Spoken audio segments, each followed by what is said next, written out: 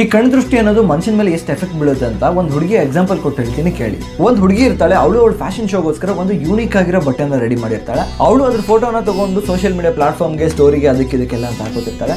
Day by day ಹೀಗೆ ಆಗುತ್ತೆ. ಹಾಗೆ ಫೈನಲ್ ಶೋ ಇದ್ದಾಗ ಆ ಬಟ್ಟೆ ಆಕ್ಚುಲ್ ಆಗಿ ವರ್ಕ್ ಆಗಲ್ಲ. ಇದರಲ್ಲೇ ಗೊತ್ತಾಗಲ್ವಾ ಎಷ್ಟು ದೃಷ್ಟಿ ತಾಗಿರ್ಬೋದು ಅವಳಿಗೆ ಅಂತ.